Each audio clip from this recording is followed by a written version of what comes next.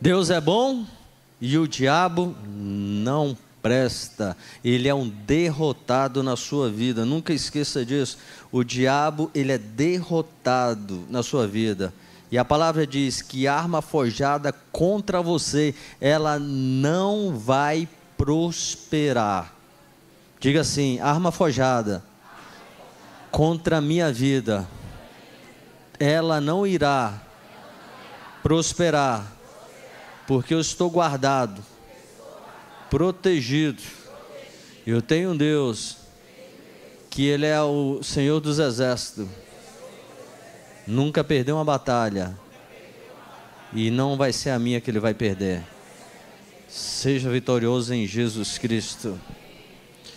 Romanos 12, versículo 12, diz o seguinte: regozijai-vos na esperança, sede pacientes na tribulação, e na oração perseverai, ou seja, perseverante. Diga assim: alegrai-vos na esperança, sede paciente na tribulação, perseverai na oração. Pai, hoje à noite nós queremos nos alegrar.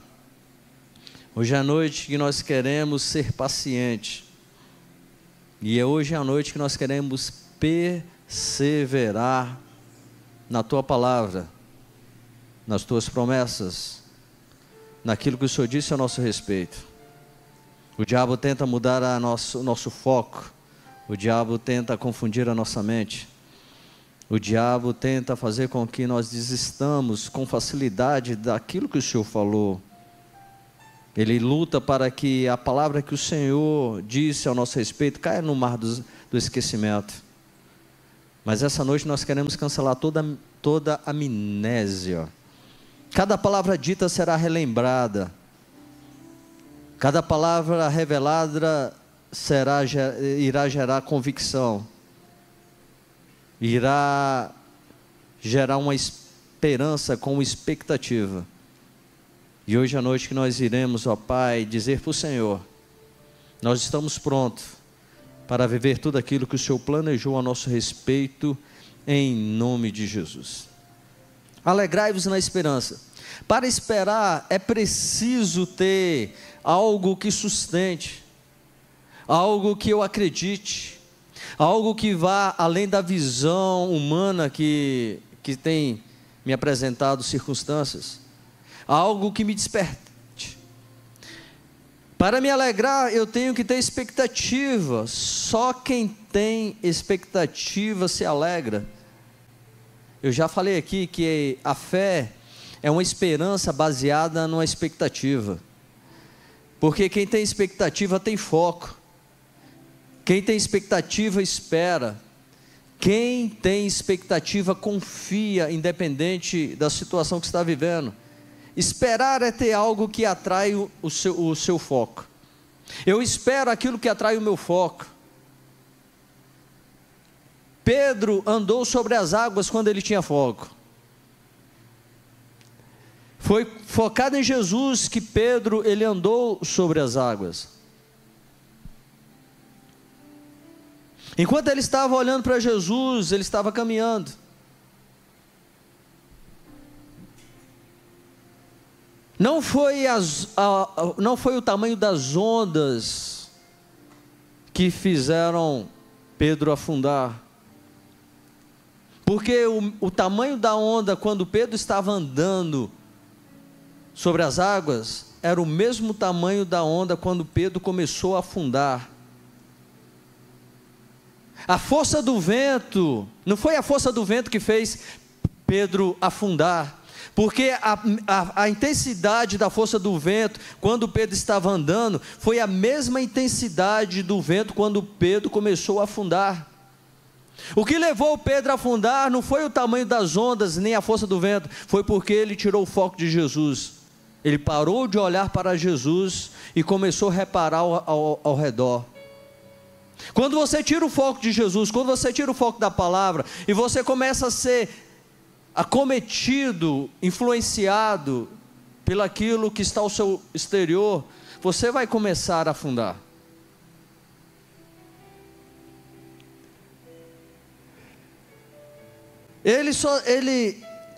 Pedro só desceu do barco porque ele ouviu uma voz, um comando de Jesus, e ele permitiu que aquele comando de Jesus fosse verdade absoluta dentro dele. Quando ele virou para Jesus e falou: mestre, se és tu, manda que eu vá até você. E Jesus falou assim: Pedro, vem. Quando ele chegou e escutou esse vem entrou no interior de Pedro, e esse vem começou a consumir o Pedro. Esse vem jogou fora todo medo, toda dúvida, toda incerteza, e Pedro desceu do barco e começou a andar sobre as águas, porque Pedro foi direcionado por uma frase dizendo: vem. Não foi uma palavra dita por qualquer pessoa, foi uma palavra dita por Jesus. E essa noite Jesus está dizendo para você: desça do barco chamado incredulidade da sua vida e comece a andar sobre as águas e viva o milagre que eu tenho para você essa noite.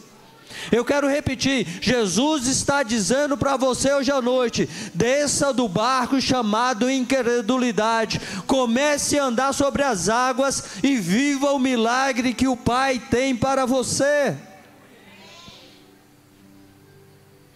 Porque andar sobre as águas é destino de todo filho. Diga assim: andar sobre as águas é destino de todo filho.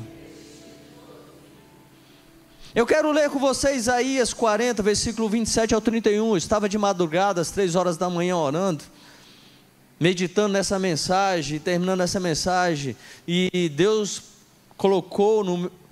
despertou essa passagem. Olha só o que diz.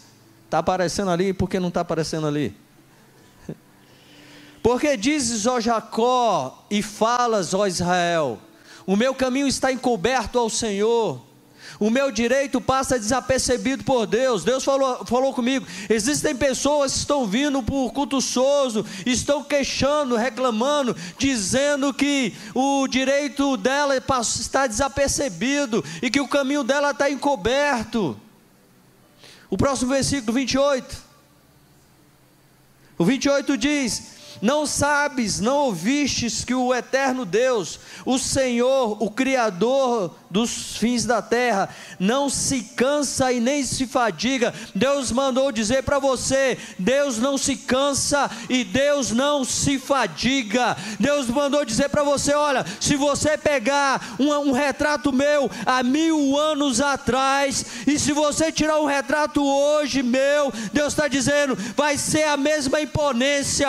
Eu não estou com cabelos brancos, eu não estou com um cajado me sustentando, eu continuo sendo poderoso, eu continuo sendo imponente, eu sou o mesmo, porque de eternidade a eternidade eu sou Deus. Eu não me canso, eu não me fadigo, eu não estou dormindo. Como Elias falou sobre os profetas de Baal e de Aserá: ei, fala mais alto, talvez Baal está dormindo, não está ouvindo você, talvez ele viajou, está longe. Deus está dizendo: eu não estou dormindo, eu não estou viajando, eu não estou longe, eu estou perto de todos aqueles que me invocam. Invoca o Senhor, porque no dia da sua tribulação Deus vai te responder. Por isso você tem que se alegrar na esperança. A nossa esperança não é com dúvida, a nossa esperança é com expectativa.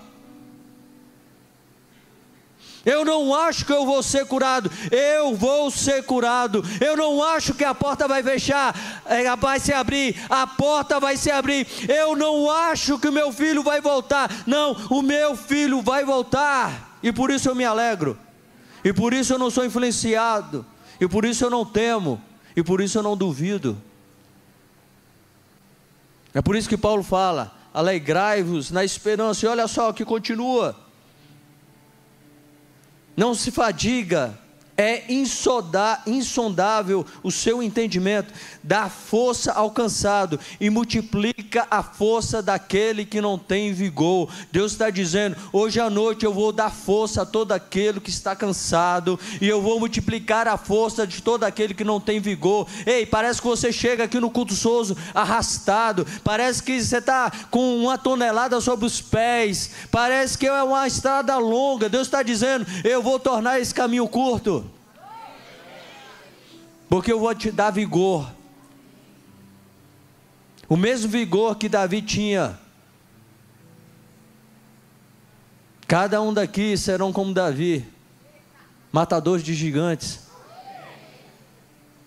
Eles não irão recuar, vai apressar para a batalha,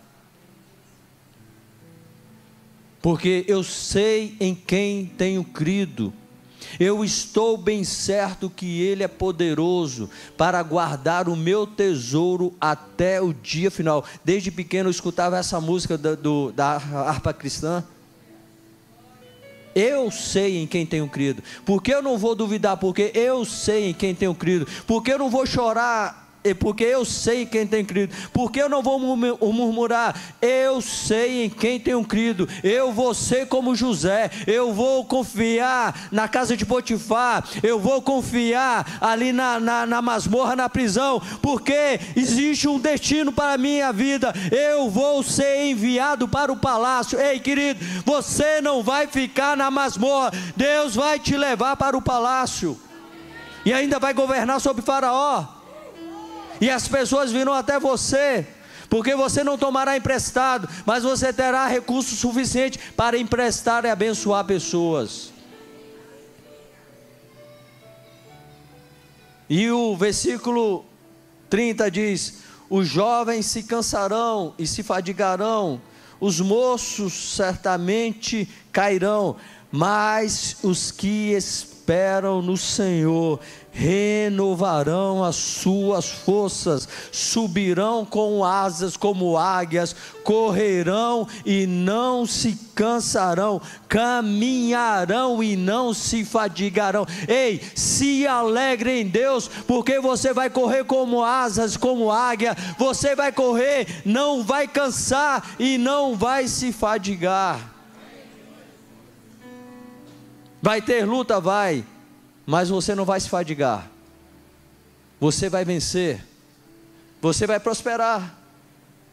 Salmo 62, versículo 1 diz o seguinte: a minha alma espera somente em Deus, dele vem a minha salvação. Versículo 2 diz: só Ele é a minha rocha, a minha salvação e o meu alto refúgio, não serei muito abalado. Olha só, querido, o que a palavra está dizendo ali: não serei o quê? Muito abalado. Deus respeita quando você às vezes se sente fraco, ou às vezes quando você duvida. Davi está dizendo que não seria abalado. Não, Davi está dizendo que não seria muito abalado. Tem certos momentos que você vai chorar, você vai questionar, e Deus vai respeitar, mas você vai ter uma força suficiente para não permanecer prostrado. Você vai se levantar. A palavra diz que quando Neemias perguntou a respeito dos que ficaram em Jerusalém, o relato foi que os que ficaram em Jerusalém estavam em extrema pobreza, estavam passando fome, em grande miséria. E a palavra diz que Neemias chorou, lamentou por alguns dias, se prostrou. Mas depois de um certo tempo, Neemias se levantou e se posicionou: o que eu posso fazer para mudar essa situação? Deus respeita quando você está prostrado, Deus respeita quando você está chorando, Deus respeita quando às vezes você está com dúvida. O que Deus não respeita é se você ficar completamente o tempo todo prostrado. Tem um momento de luto, sim, mas chega um momento que você tem que se levantar, sair do luto e saber que Deus é aquele que é a resposta que você precisa, que Ele é a porta aberta que você precisa, que Ele é a força que você precisa, e que Ele é aquele que pegou um copeiro do rei, que tinha uma função insignificante, e pegou um copeiro do rei, levou para Jerusalém, restaurou os muros da cidade, restaurou a porta do templo, restaurou o templo e mostrou para todos que quando a pessoa confia em Deus e não olha para a circunstância, até um copeiro do rei é capaz de restaurar uma cidade. Você pode ser um simples copeiro, mas um simples copeiro, guiado por Deus, reforma e transforma uma cidade. Uma simples vara na mão de um filho de Deus abre o mar vermelho. Não diga que você não é capaz, não diga que você não tem. Se alegre na esperança. Não diga que é difícil, que é impossível, que é improvável. Não, se alegre na esperança, porque todos que esperam no Senhor renovarão as suas forças. Alegrar na esperança é ter alegria naquilo que espero, agarrado em convicção, independente das circunstâncias exteriores. Circunstâncias exteriores não podem tirar o meu foco. Preciso ter foco naquilo que espero.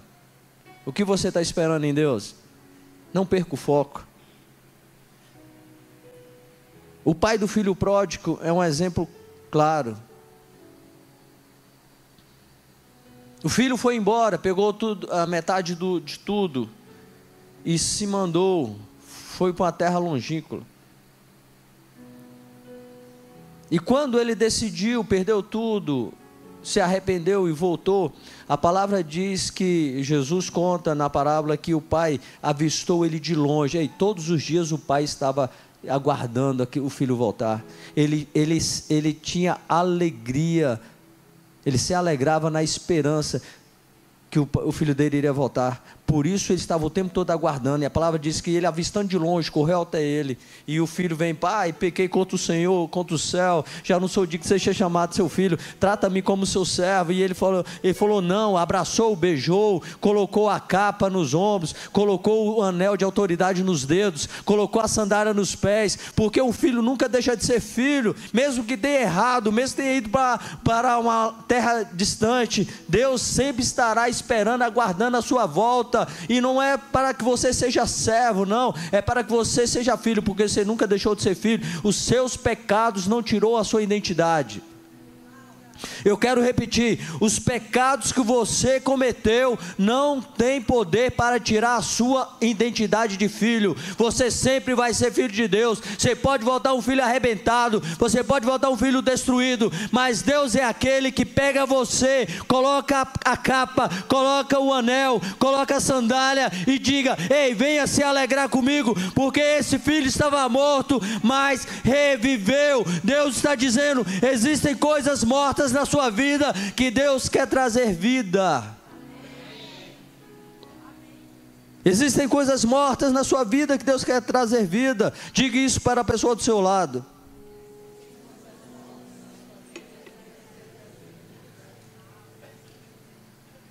Pessoas estão sendo tiradas da linha da morte e trazidas para a casa do Pai hoje à noite. Pessoas que chegaram e falaram hoje: eu vou, mas talvez seja a última vez que eu vou no culto Souza. Se Deus não falar comigo hoje à noite, acabou. Eu quero dizer para você que pensou isso hoje à tarde: Deus está dizendo para você, não acabou. A sua história não tem um ponto final. A sua história tem uma vírgula, porque Deus continua escrevendo a sua história.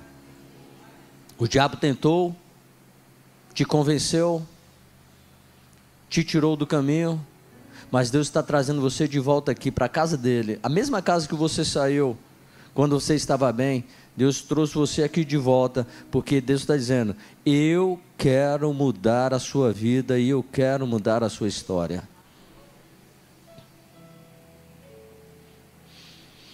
Segundo, primeiro, alegrai-vos na esperança. Segundo, sede paciente na tribulação.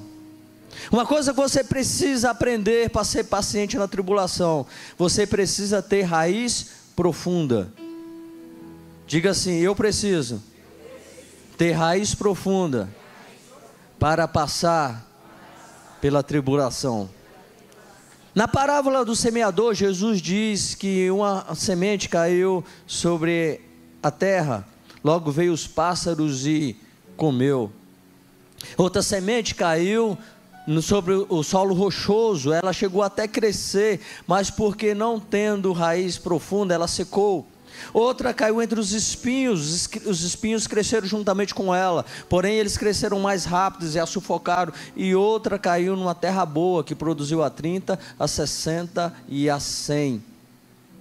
Os discípulos perguntam e falam: mestre, nos explica sobre a semente, sobre a parábola. E Jesus fala: aquele que caiu na terra é aquele que a palavra vem, mas ele não dá lugar para a palavra, e logo o diabo arrebata a palavra do seu coração. A segunda pessoa, aquela que caiu sobre a rocha, ela até recebeu a palavra, ela até desenvolveu, ela cresceu, mas porque não teve raiz profunda, ela secou, porque a palavra diz, porque as tribulações foram mais fortes do que ela, e por não ter raiz profunda, ela secou e a palavra não frutificou.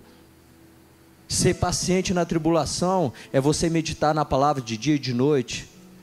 Deus falou para Josué: Josué, medita na palavra de dia e de noite, e assim prosperareis por onde você estiver e por onde você andar.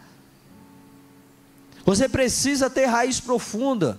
Você precisa ser, como a palavra diz, um obreiro que maneje bem a palavra da verdade, porque só assim você não vai ser confundido, você não vai ser enganado pelo diabo. Quem se dobra à tribulação são aqueles que não têm raiz profunda. Você precisa ter raiz profunda, senão você não vai permanecer por muito tempo. Vire para a pessoa do seu lado e diga assim: você precisa ter raiz profunda, porque senão você não vai permanecer por muito tempo. Pessoas têm abandonado a fé porque elas não têm raiz profunda, são rasas. Apocalipse 2, versículo 5 diz: lembra-te de onde caíste, arrependa-te e pratique as primeiras obras. Ei, volte a praticar as primeiras obras, para que você possa produzir uma raiz, desenvolver a raiz. Tiago diz: quem tem falta de sabedoria, peça a Deus, que Ele vai dar com liberalidade, e não negará de forma alguma. Mas peça com fé, não duvidando, porque quem duvida é como a onda do vento, levada e jogada para um lado para o outro. E a palavra diz: não espere esse que receberá de Deus alguma coisa. Você precisa ter convicção, você precisa ter fé, você precisa ter fome, você precisa ter sede para criar raízes, e aí sim você vai passar por uma situação de enfermidade, aí sim você vai passar pela situação de escassez, aí sim você vai passar por qualquer situação, mas porque você tem raiz profunda, porque você é como o bambu, as raízes dele é maior do que o tamanho dele, enterrada para baixo. Ele enverga para cá, enverga para lá, mas ele não quebra. Ei, o diabo não vai ter poder de quebrar você, sabe por quê? Você vai ser um bambu, você vai ter raiz profunda na palavra. E quando o diabo vir para você falar assim, e falar com você uma palavra, você vai falar assim: Ney, mas diabo, está escrito aqui, ó, ao meu respeito. Ei, diabo, está escrito ao meu respeito. Ei, diabo, está escrito ao meu respeito.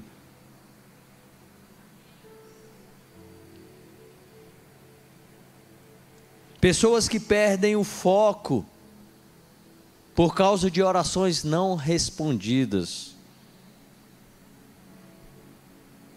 Nem sempre Deus vai falar sim para você, às vezes Deus vai falar não para você. Depois que Moisés pecou, batendo na rocha, e Deus falou: você não vai entrar na cidade, na terra prometida. E lá na frente, perto dele morrer, Moisés pediu para entrar, e Deus falou: não me peça mais, você não vai entrar na terra prometida.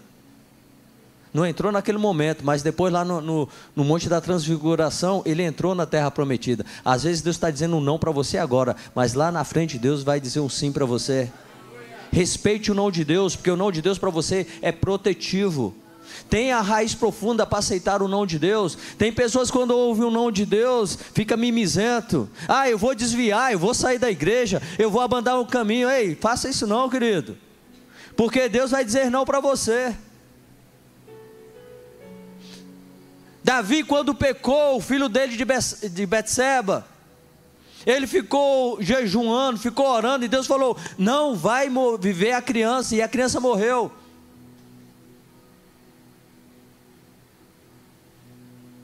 Então, entenda que às vezes Deus vai dizer um não para a sua oração, sabe por quê? Porque não é aquele momento apropriado para você viver o seu milagre. Porque se Deus falar sim para você naquele momento, depois de algum tempo, você vai sair do foco. Foi o que aconteceu com Ezequias. Deus falou para Ezequias: Ezequias, coloca a casa em ordem, porque você vai morrer. E Ezequias orou, chorou, virou a cara para a parede, clamou a Deus, e Deus ouviu a oração, acrescentou mais 15 anos, mas infelizmente foram os piores 15 anos do rei de Ezequias, foram os 15 anos que ele desviou e saiu da presença de Deus. Tenha raiz profunda para ouvir o não de Deus. Diga para a pessoa do seu lado: tenha raiz profunda para suportar quando Deus disser não para você, porque lá na frente Ele vai dizer um sim, porque o sim vai chegar na hora certa. Amém? E por último, a palavra diz: orai sem cessar. Orar significa entrar em concordância com os céus, atraindo seus efeitos aqui na terra. Repita isso comigo: orar é entrar em concordância com os céus e atrair os seus efeitos aqui na terra. É manifestar através da palavra um reino através da justiça, da paz e da alegria no Espírito. Só ora quem espera. É Bill Johnson que diz que aqueles que de nós que não oram permitem que as trevas governem. Aqueles que não têm uma vida de oração dão permissão para que as trevas governem sobre a vida deles, sobre a família deles, sobre a história deles. Você precisa orar. O pastor Júnior Mendes, semana passada, falou a respeito de oração. As trevas têm governado porque o povo de Deus deixa de orar. Passaram a ser crentes 6 horas. Ao invés de serem crentes que oram, são crentes 6 horas. 6 oram por mim, 6 oram por mim, 6 oram por mim, 6 oram por mim, 6 podem orar por mim. Deus não quer filhos desse jeito. Deus quer filhos que tenham uma vida de constante oração. Deus quer que sejam filhos que tenham a cultura da oração, o hábito da oração, querido. Então vai fazer prosperar o caminho. O que Jesus mais fazia era orar. Jesus passava madrugadas orando. Você pegar os evangelhos, você vai ver, todo o tempo Jesus está nas madrugadas orando. Jesus estava orando, mandou os discípulos pegar o barco, passar para outra margem do lago, e foi quando o vento soprou e a tempestade começou, e Jesus veio andando sobre as águas. A Bíblia fala que Jesus demorou ali para orar. Não pense você que vai receber um milagre fazendo orações curtas, orações de fast food. A oração: Pai, abençoe o meu dia, eu te agradeço em nome de Jesus, amém. É Charles Spurgeon que diz que a oração em si é a arte que apenas o Espírito Santo pode nos ensinar. Ele é o doador de toda oração. Se você quer aprender a orar, faça igual os discípulos que chegaram para Jesus e falou: Jesus, nos ensina a orar como João ensinou os seus discípulos. Chegou hoje à noite e falou assim: amigo Espírito Santo, me ensina a orar como Jesus ensinou os discípulos dele. O Senhor é aquele que ensina a orar. orações poderosas, e eu preciso aprender a orar. Eu decidi não ter oração chuchu, gente. Não tem gosto, não tem nada, chuchu. Não sei como é que tem gente que gosta de chuchu. Não tem gosto, chuchu. E tem gente que ora desse jeito. Oração chuchu, gente, sem gosto nenhum. Gente, hoje essa madrugada eu estava orando, e eu estava comentando com a equipe. E foi tão real a presença de Deus. Eu me senti tão empoderado na oração. Parecia que uma legião de anjos entrou lá no meu quarto lá. E eu comecei a experimentar a atmosfera do céu, gente. E passaram 45 minutos, parece que foram 5 minutos. Porque é isso, quando você pede para o Espírito Santo te ensinar, você se perde na oração. O tempo passa. E é o que o Paulo, ele orienta. Pastor Felipe Otônio, ele liberou uma frase: muita oração, pouco esforço. Quero repetir: muita oração, pouco esforço. Pessoas que estão cansadas, sabe por quê? Pouca oração. Alegrai-vos na esperança, sede pacientes na tribulação, orai sem cessar. É Bill Johnson que diz que as respostas às orações revelam Deus na terra. E entenda, terminando mesmo agora, a hora de orar é antes da tempestade dos problemas. Jesus orava antes de encontrar um endemoniado. Jesus orava antes de encontrar um leproso. Jesus orava antes de encontrar um paralítico. Jesus orava antes de entrar no barco. Sabe por quê? Porque nesse momento já estava preparado. Pedro e João, subindo a porta do Templo Formosa, eles foram para orar.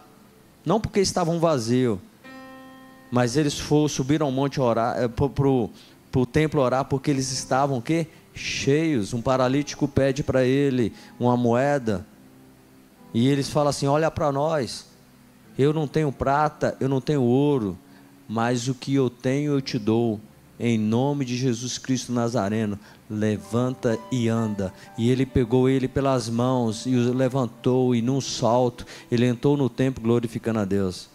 Eles não foram para o templo orar para ser cheios, eles foram para o templo orar porque estavam. Esse é o segredo de viver uma vida de milagre. Você não vem aqui orar para ser cheio, você vem aqui para orar porque você está cheio. Eu queria que você ficasse de pé.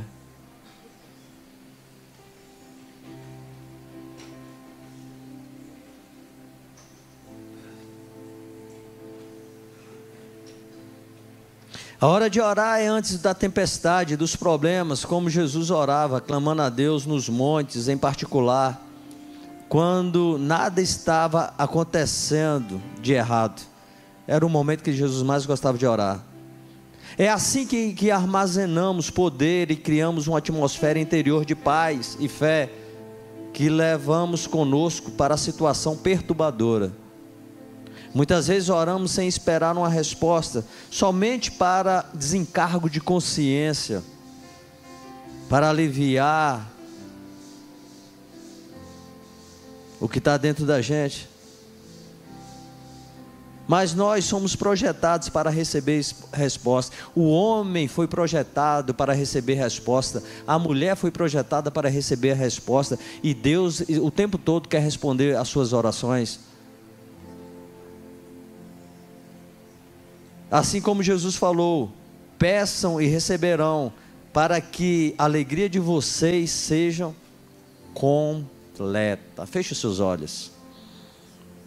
O povo tinha saído do Egito, tinha saqueado o Egito,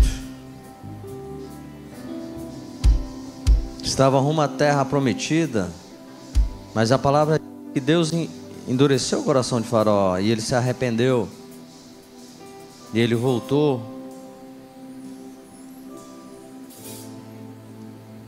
E quando ele estava perto, antes, na noite, Deus falou para Moisés: Moisés, esses egípcios que você está vendo, nunca mais você vai vê-los. Moisés falou: uau, Deus vai fazer algo extraordinário.